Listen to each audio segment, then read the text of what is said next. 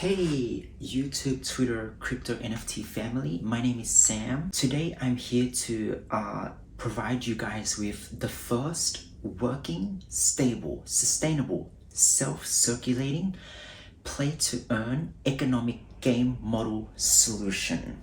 I'm a 12-year Bitcoin analyst. I've been analyzing Bitcoin since 2010, 1 hour, very passionate every day with a 50-year vision for its future.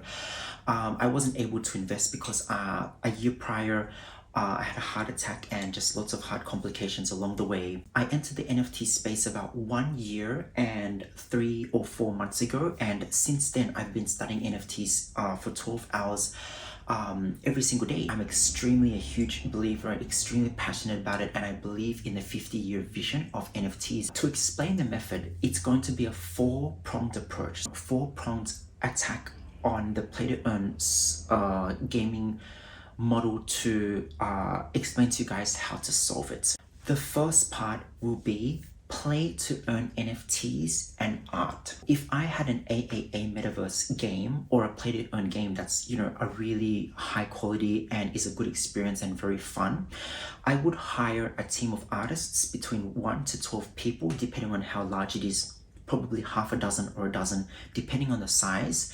And then I would hire them to produce various sorts of arts for rewarding the players in the game, for completing tasks, activities, and for special events. For example, the luckiest players who achieve something, seasonal rewards, the most competitive players, great achievements, completing all sorts of different things inside the game, or, for staking for a long time. Like, for example, every quarter, I would release a seasonal item for those who stake for 3 months, and then the rewards progress as they stake longer, for example. And the various types of art that I would award them with would be, for example, editions art, which is, a lot of editions of the same art. So there's many different things. There's fine art, but I wouldn't do too much of that if it's a game, or it depends, depending on demand, right?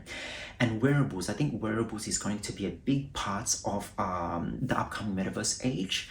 And cosmetics. Cosmetics, I think, can provide a lot of value to the holders. Seasonal equipment, weapons and armor that's decorated really nicely for a special theme or for a special event that's, looks really, really cool, or some kind of really nice looking house. Like, say, for example, people usually have access to a large mansion in the game, but then I'll design it into a castle, or an art upgrade, or a really cool companion that's, a piece of art that's really nice, a profile picture, or some kind of like artistic reward that I can reward players with in the game. But I'll take it very seriously and I'll do it as high quality as I can, try to provide as much value in the NFTs as I can. Let me give an example of why this works. Look at Fortnite. Fortnite made $1 billion or more just from skins alone. What are skins? Skins are cosmetics. And same thing with League of Legends. The normal tier has a price to it, and then there's a higher and higher and higher and better tier, and it has more price attached to it. And these two games have this model working, and they're making a lot of money just from the skins alone. So, and skins is art, and the better the art, the more people pay. So in art is value. Take a look at the Pokemon media franchise. Why is it a $90 billion industry? Why is the Pokemon card business booming? Why is the first edition extremely valuable Charizard card, the first one and the rarest one in a high grade, is worth $10 million? Why is that? Why are the boxes worth hundreds and thousands of dollars? There's got to be a reason to it. It's just a piece of cardboard. It doesn't do anything at all for you, for me, and it's subject to damage, getting lost in transit and stuff like that. So therein, there is value in art. Look at, for example, in RuneScape. RuneScape, if anybody played it, used to have these things called party hats, which was like a seasonal drop. And party hats was one of the first and earliest drops, and it's one of the coolest and most sought after items. It was one of the most valuable items in the game at some point. And what is it? It's art. And it was also bought and sold and traded for real world money. It was like one of the most desirable things for people. Let's say, for example, you have a really great game. It's a great experience. It's super fun. People actually want to live inside your world. So they have your NFTs and they hold your NFTs. Just people holding your NFTs, you have done right by your holders. Let's say play to earn, right? Let's cut the whole passive earning out of the equation, right? Let's say if passive earning earns 50% per year, right? Let's say people minted your project for 0.2 Ethereum. And let's say everyone loves the experience. It's a great experience. People want to live inside of it. People want to hold it, and you keep on adding cool utilities that bring them lots of value. Let's say the floor rises to say 4 Ethereum, right? That's already a 20x, and you have done right by your holders. And remember, play to earn, half of the entire solution and half of what play to earn means, not half the entire solution, but half of what play to earn means is owning your own assets inside of the game. So let's say it reaches 4 Ethereum, and from 0.2 Ethereum, that's already 20x. You've done right by your buyers, and they want to hold, they want to be a part of the game, they love it. And let's say they never want to sell and people want to come in, you know, it's called sort of like a supply demand, which caused the price to rise, and you've already done right. And let's say play to earn earns people 50% per year, so 50% per year is 0.1 Ethereum of the base mint cost, right? And that 0.1 Ethereum, it takes 40 years before they're going to be able to get 4 Ethereum. So you've already done right by your buyers by creating a good game. And let's say you implement what I say, like play to earn art, to solve the play to earn solution. But of course, I'm going to talk about how to solve the answer to liquidity and tokenomics at the end of the video. But if you have great art along with it, imagine I have a great NFT, you know, it's a really great experience. I love it. I love to spend time inside of it. I just spend all of my day inside of it. I have a lot of fun, never want to sell. And I'm being rewarded great art. So the floor has risen by 20x, and I'm just continuously being generously given really high quality, extremely valuable art inside of the game that's continuously having value and utility added to it. Isn't that like a dream come true? One of the most important things of play to earn is actually earning your in-game assets. You see, a play to earn system that makes you an income sometimes might not even be able to match just earning the asset and just creating a good experience and just giving great art. That is far more valuable, and you've already done right by your the people who minted your project at the start, which is even way better than play to earn. And with that concludes the first part, and I've basically already solved the play to earn solution. However, there's going to be 3 more super exciting and very informative parts coming your way. Now, let me talk about the second part. The second part is tournaments. Tournaments provide events which are extremely attractive and a great experience for all of the whole ecosystem, and gives multiplicative value to your project. Why? Because there will be people who play your game in depth. You create professionals, you create a lot of research, you create a lot of attention, and you create a reason to play the game and to hone your skills and to be good at playing the game and to spend time in the game, which multiplicative adds value. And an event where you could sponsor people, or you could do it in real life, and it's just going to be an amazing event and just attract attention to your project. Therein is multiplicative value. How do you fund the tournament model? You fund the tournament model by, say, for example, the in-game revenue, right? Let's say, you know, as a standard, let's say projects take 5% of the royalties in the marketplace, for example, or, you know, different parts of the ecosystem that has a revenue, like just, you know, as put in a 5% revenue for the trading of NFTs, right? Let's say 4% is dedicated to the team to develop the game and to keep on improving the game and providing value to holders, right? And 1% is dedicated to tournaments throughout the year. And what you can do is you can have a tournament either every month or every quarter, and one of the quarters of the year have the super grand tournament in there, where 66 to 2/3 of the whole entire prize pool is dedicated to that quarter. 1/3 of the royalties dedicated to tournaments is dedicated to the other 9 months or 3 quarters, right? And then you can have revenue streams, right? So if you establish revenue streams by providing some sort of Web3 goods and services, or even Web2 goods and services, or, you know, some kind of utility or some kind of technological value or use case, you know, whether it be DeFi, whether it be tools, charts, you know, asset generation, metaverse infrastructure, whatever it may be. If you can provide you know, people with a service that they will pay for and create an revenue stream, what you can do is you can use a percentage of the net profits. Let's say, you know, 4/5, you know, 80% goes to the team, and then 20% of the revenue stream of all your source of revenue stream that you can successfully establish goes into the tournament model. Then you every single year you have this extremely huge prize pool tournament, and it attracts a ton of attention. It gives your holders a ton of value because they're going to be, you know, they're going to be able to attend those events, and you know, they're going to love it. It's going to bring in sponsors. It's going to you know, make people research your game, play your game, bring a lot of attention to master your game, to spend time in your game.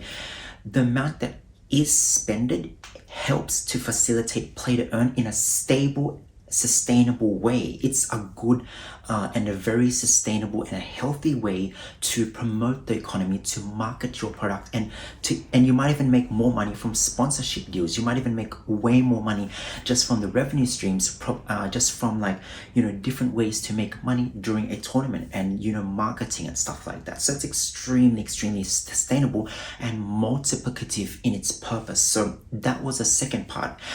And just imagine this. If you had an NFT project and, you know, people having a great time and they're having a good experience, you know, and, you know, there's this tournament service, right? And even if with all things considered, if it's just a good experience and you have tournaments and stuff like that, you've already done right by your holders, because they'll probably be holding it. They don't want to sell it, and the price just goes up because of the, you know, being able to, you know, participate in the game, to participate in the tournament, right? Now, for the third part of the 4-part pronged attack to solve the play to earn gaming model, a complete, stable, sustainable, self-circulating economic game model solution. It's called the 8-point economic system, 8-point economic model. So let's start with the first point, and it all leads to an economic system that comes full circle, and it's self-sustaining. It can grow organically, and it's going to do very, very well. The solution to, if you don't have a working economic model and you want a sustainable economic model, you have to build one, and you have to start one from scratch. And I'll give you the 8 points, and it'll grow organically if you follow these 8 points, I believe. Not financial advice or developing advice in any way. The first is, it has to be, so let me just explain the first 2 concepts, right? This is very obvious, and the other 6 is going to, people just haven't put it together, right? So play to earn is incorrect. Play to earn is taking actions to drain liquidity from a liquidity pool, which is always going to be finite. Even if I got all the money in a country and I put it in there, eventually, you know, in the span of a day, people sell the tokens, it's completely gone. Capiche, you know? Play to earn doesn't necessarily work because it's taking actions to drain liquidity from a liquidity pool, you know, and it's funded by new people until the last person left holding the bag is the person who has the biggest loss, which is very unfortunate and not a sustainable model at all. The second model is play and earn, but a lot of people, like 1 year and like 3 or 4 months ago, the first thing I did when I came to the NFT space was I got into Binance Smart Chain play to earn games. And there were a lot of games that I went to, and there was even a 3D Pokemon-like super exciting game that just went nuts. People got in and realized it was extremely, it was low quality, it wasn't fun, it didn't have any user retention, and the strategy wasn't deep enough. It was just super basic and it didn't work, you know, it wasn't fun, right? And so everyone left and the game didn't work out. And so if it's just play and earn, but it's a low quality, bad experience, you know, if it's, you know, got bugs, errors, freezes, doesn't even work, everyone's gone. So play to earn and play and earn doesn't work. But what works is have fun and earn. Have fun and earn is the solution to the, well, just the first part, right? It's a 8-point structure. So hopefully you guys will finish listening to the whole thing. The first part of the concept of understanding the 8-part economic structure is have fun and earn.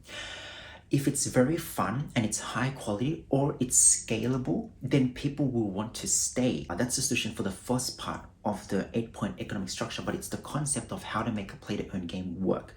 Is have fun and earn. If it's fun, people want to stay for the experience. If it's high quality, people really like it, and then they'll stay for the experience, right? Okay, and then the third part, right? So have fun is one, and two is high quality.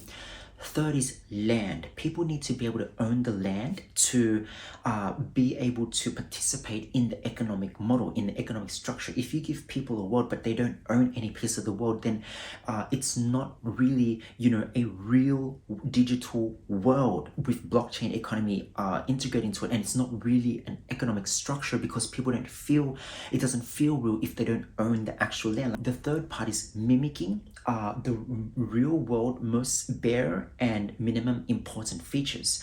And so the third part is owning land, player own land. The fourth part is owning your own avatars, because you need to be able to do whatever you want to do with your body. You have to have complete control over your body. For example, upgrading your body, modifying your character, having the right to do what you want with your own character, and ability to trade it because it's your own asset. You can see through its lens to see the world, right?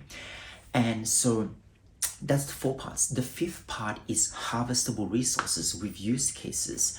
The sixth part is craftable equipment. The seventh part is monsters to slay and fun activities to do. So basically fun things to do and social experiences and good experiences. And the eighth part is a marketplace to facilitate everything. Most of the games that have come previously before, they only have like one side of this. Like for example, give you an example, Axie Infinity, right? 6 months ago, their game, their battling system, for me, the fun was a 4 out of 10. That doesn't count. So it doesn't have the fun factor. 2, it's not high quality. 3, their land gameplay, they said it was going to come, but it didn't arrive. They said that instead they focused on tokenomics for you to try to balance that out, right? 4, yep, you have avatars. 5, no harvestable resources like a year ago. 6, a year ago they didn't have any crafting. 7, they don't have any fun activities. And 8, and 8, right? And 1, 2, 3, 4, 6, 7, 8, they have a marketplace. So in essence, Axie Infinity, all they had was 1, avatars, and 2, a marketplace. That's only 2 points of the 8-point economic structure, which mimics real life, which is a working system, right? And the use cases for, and basically it doesn't complete like a whole circle. It doesn't self-circulate. The economy isn't self-circulating. But once you have the 8-point economic structure and it's stable, it's sustainable, and you've started to build it from scratch, let's say you have a really fun and great quality game. People want to participate. The first person comes in, they buy some assets, they play, then more people flood in. And then your whole entire system is self-circulating. It's sustainable. It's the most stable and the most solid economic model that you could possibly get, because it's not rocket science. In a couple of years' time, when the play-to-earn gaming solution is solved, and hopefully me being able to help solve it, or even my model completely solving it, it's not rocket science. It's going to be something simple and right under our noses that we could have solved, but people just couldn't put the pieces together. And so basically, if you have an 8-point economic structure and then people flood into the game and then they like it, they stay, then they stay. And, and the economy can grow and grow and grow, right? And until it becomes a behemoth, because it's a very stable system. It's not, the economic system is like an entire machine. It's an entire beast. All of the assets, all of the market cap, all of the value is spread out amongst every single thing, and everything interacts with each other and completes a full circle, completes the full economic game loop. Let me give you an example of the perfect model. Let's say in 2 years' time, I invite a friend to play a metaverse game and we stand in front of a golden city, and the golden city is worth $1 trillion in market cap. Let's say it generates $100 million of volume per day. My friend, let's say his name is Jack. He goes to the front of the city and Jack says, I want to make money in this game world, and so I want to be a participator in the economy and use smart ways to make money and get rich in the game. that's the right way. They're not draining liquidity out of the liquidity pool. They're participating in a complete and whole economic loop that has an 8-point economic structure. And that's a very, very way to participate in the economy. And I think that sort of economy is the most complete and the most stable one. And it's and I think it's sustainable and, you know, is a full economic loop. And I think that would be very beneficial to a lot of projects right now. They could implement that down the line. Of course, like focus on what they're doing now.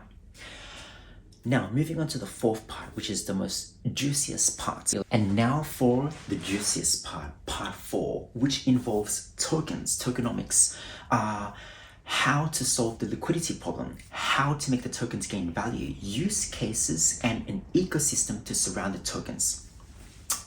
Here's what I can say. First of all, as a 12-year Bitcoin analyst, my most important learning lesson from all these years of analysis is this: the true intrinsic value of Bitcoin is equal to the sum total of the value that it contributes to humankind as a whole on a global scale. That's the true value of Bitcoin. Almost all the time, that baseline true value is much lower than the current value of Bitcoin. And whenever we have our 80% crashes, that's when the true value, that's when the current value and the true value is very close to the true value. The true value of Bitcoin is continuously increasing because right now there is an exponential amount of builders and building, developing and working on cryptocurrency technology, both, in the quality of the technology and the quantity of the technology, the utility, and the use cases. So in the future, I believe that the cryptocurrency market and NFT market is going to continue to develop at a very brisk pace. But of course, it takes time to build and value to accumulate. It's going to take, there's going to be like accumulation, explosion, accumulation, explosion. That's how it is. And so how does this apply to play to earn? Well, let me give you an example. Liquidity is not the answer to play to earn. Liquidity pool is not the economy. The economy of your play to earn game is not just a liquidity pool. That's not an economy.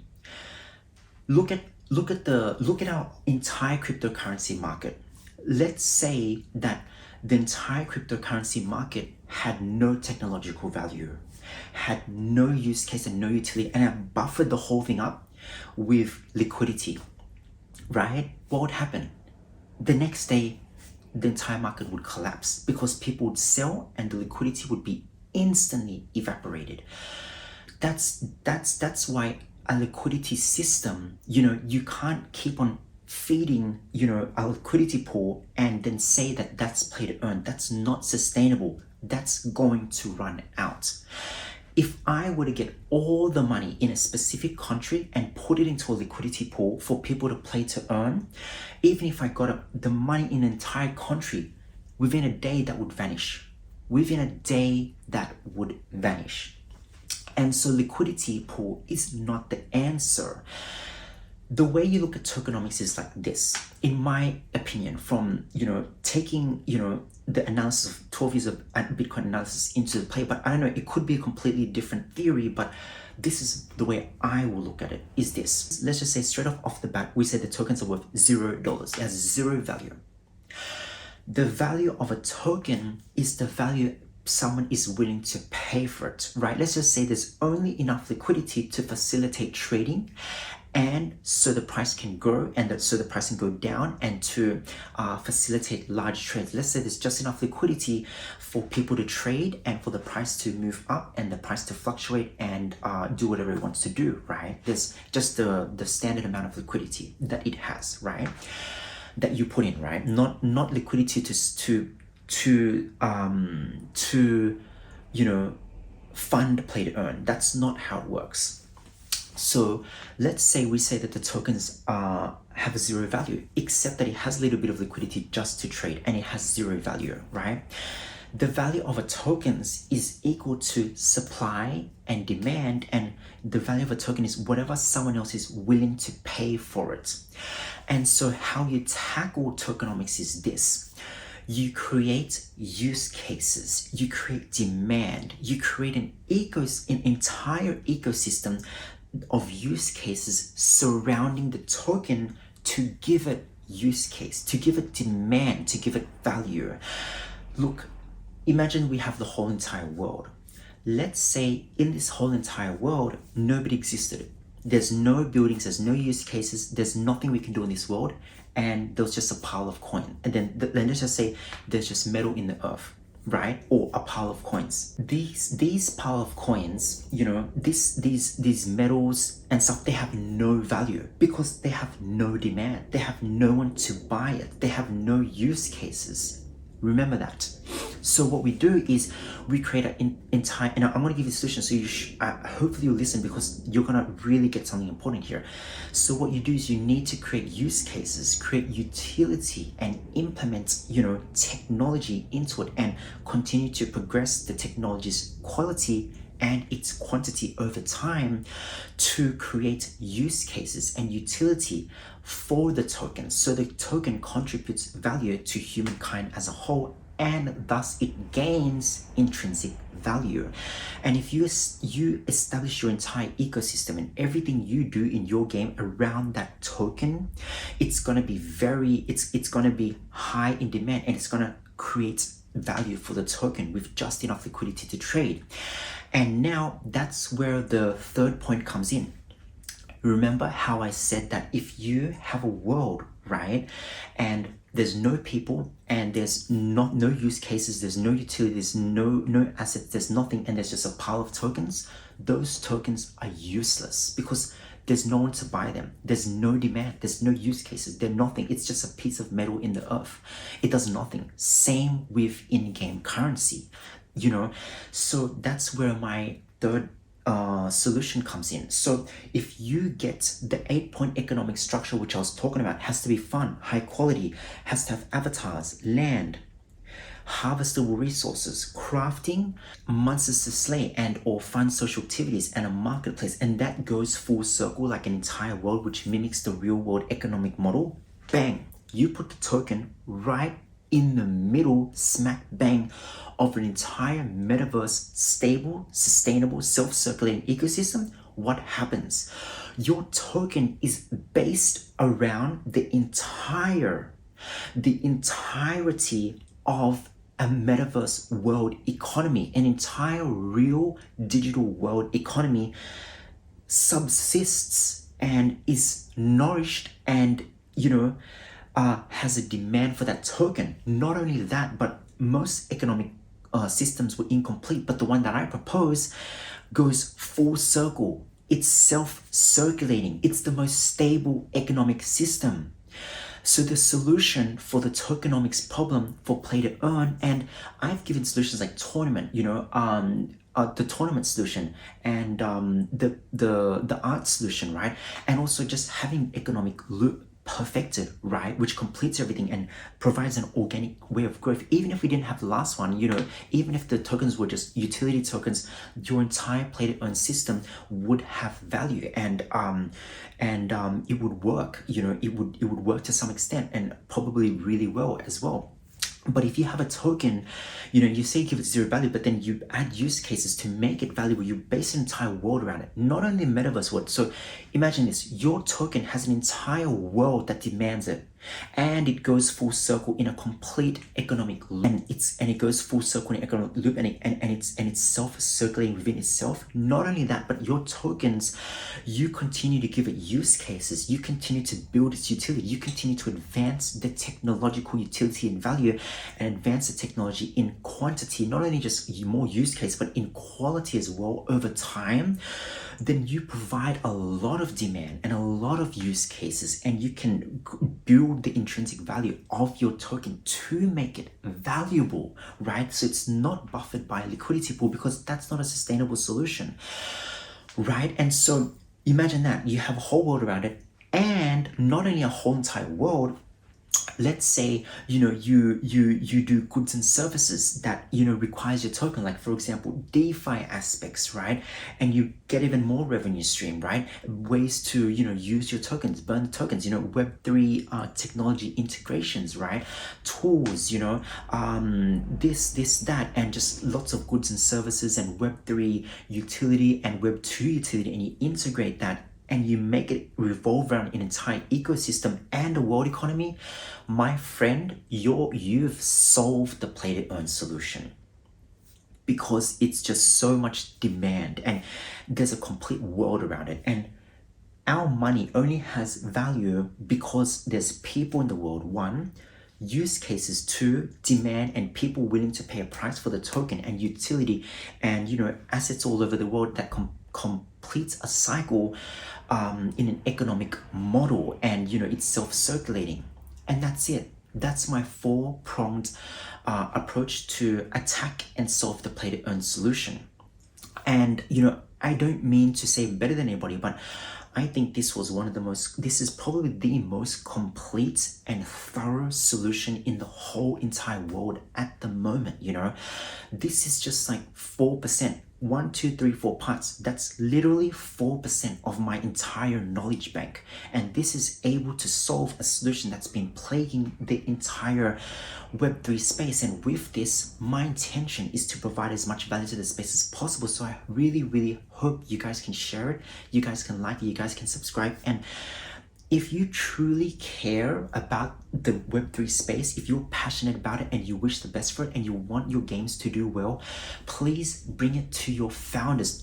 I don't want any recognition from this. No, my intention for this is I'm giving this for free. This is extremely valuable, complete, whole knowledge, right? That goes full circle, that founders can use to develop their games and make a successful game. Like I could take this idea, I could make an extremely successful project right now. I could did you see, some projects people stake and they just get mediocre stuff. I'll make it staking, and then I'll do all these amazing gamified things, and people can make art, and I'll do a whole entire gaming economic model on chain and on chain metaverse. There's so many things that I could do, right? And I just hope I can provide as much value as possible. So let me wrap things up by saying thank you for listening, guys. I have so much knowledge to just share with you guys, to help you guys, and I want you to know this is just a very small percentage of the knowledge that I have. So I hope you guys can tune in next time, because I plan to provide a lot more knowledge. And I'm very grateful to God that God has blessed me with such knowledge, and I want to use this for good, and I want to help you guys. And so I love you all, and I hope you guys have a great day and a fun journey in the Web3 space. And yeah, take care, guys. See ya.